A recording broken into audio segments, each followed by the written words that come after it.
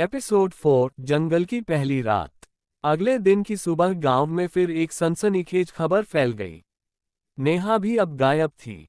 गांव के लोग और ज्यादा डर गए थे। रिवन मिल के पास गांव वाले इकट्ठा हो गए। सबके चेहरे पर डर और चिंता साफ नजर आ रही थी। रिवन मिल खुद भी बहुत परेशान था। वो जानता था कि अब कुछ करना जरूरी है, वरना ये जंगल और ब्लैक फेरी सबको निगल जाएगी। इसी बीच अचानक गांव में एक नई लड़की की एंट्री होती है, रिया। रिया आर्यन की बचपन की दोस्त थी और अब एक फेमस जर्नलिस्ट बन चुकी थी। उसे जब पता चला कि आर्यन और नेहा दोनों गायब हो गए हैं, तो वो सच्चाई जानने के लिए गांव पहुंच गई। रिया सीधी रिवन मिल के पास गई और बोली, सर, अब बहुत हो चुका। मुझे सच जानना है। क्या वाकई उस जंगल में कोई ब्लैक फेरी है या ये सिर्फ अफवाह है? रिवन मिल ने गहरी सांस ली और कहा, रिया बेटा, मैं नहीं चाहता कि तुम भी उनकी तरह खो जाओ। लेकिन सच ये है कि वो जंगल सचमुच श्रापित है। कई साल पहले वहां एक लड़की की रहस्यमयी मौत हुई थी और तभी से उसकी आत्मा वहां भटक रही है।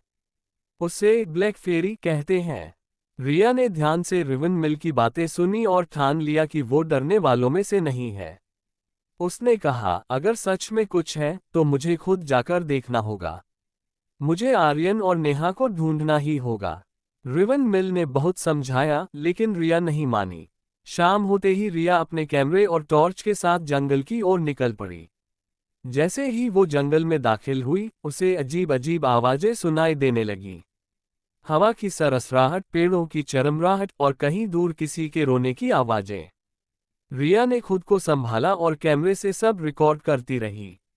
अचानक रिया को पेड़ों के पीछे किसी की परछाई नजर आए। वो आवाज लगाती है, कौन है वहां? लेकिन जवाब में बस सन्नाटा।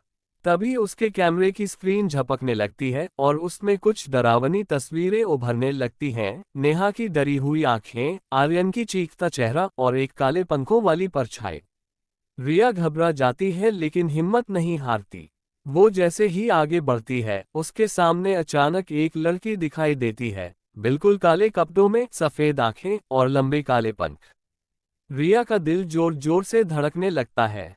ब्लैक फेरी उसकी तरफ देखती है और कहती है, क्यों आए हो यहाँ? अपनी मौत को बुलाने। रिया कांपती आवाज में बोलती है, मैं अपने दोस्तों को ढूंढने आई हूँ। ब्लैक फेरी जोर से हंसती है, जो यहाँ आया वो कभी नहीं लौटा। अब तुम भी नहीं लौटोगी। तभी हवा तेज चलने लगती है, पेड़ हिलने लगते हैं और रिया की टॉर्च अपने आप बंद हो जाती है। अंधेरे में रिया की चीख गूंजती है। लेकिन तभी एक और परछाई सामने आती है, ये नेहा थी। जिंदा। लेकिन वो कुछ कहने ही वाली थी कि ब्लैक फेरी फिर सामने आ जाती है।